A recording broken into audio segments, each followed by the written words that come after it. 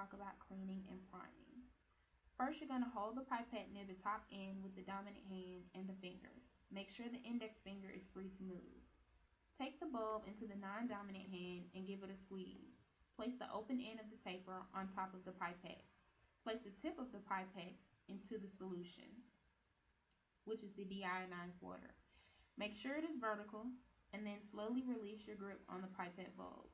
The solution should begin to rise. If it is not, adjust the seal on the pipette bulb by wiggling it around. Hold the tip of the pipette or the top of the pipette with the index finger. Remove the pipette from the deionized water and rotate it gently horizontally.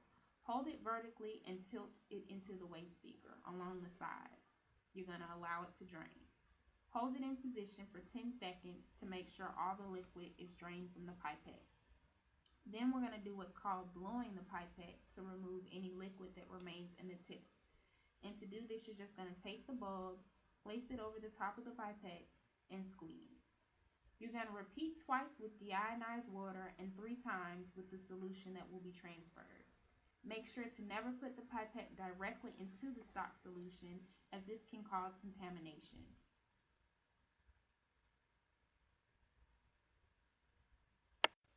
In order to transfer solution that's in the pipette to another vessel, you're going to use the same technique that you did when cleaning and priming.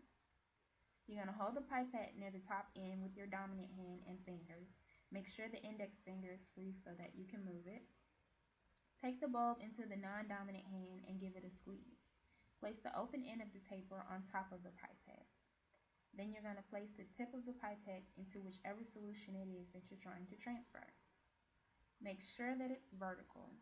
Slowly release the grip on the pipette bulb. The solution should then begin to rise. If it is not rising, what you're going to have to do is completely release all the air from the bulb.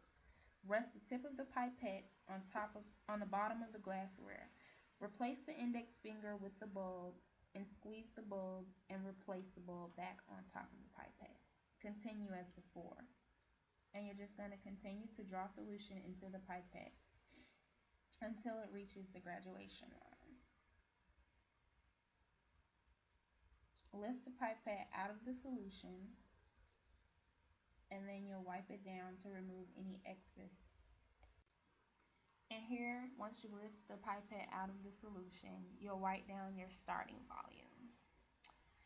Then you're going to place the tip of the pipette onto the side of your receiving vessel and allow the liquid to slowly drain down the side. Then once you put in the desired amount, you'll place your index finger back over the top of the pipette and then record your final volume. And you'll record that by basically just looking at the meniscus and wherever the lowest level Science rocks! Science is awesome! Volume that's in the receiving vessel. You'll do this by just subtracting your starting volume from the final volume, and that will actually give you your reading.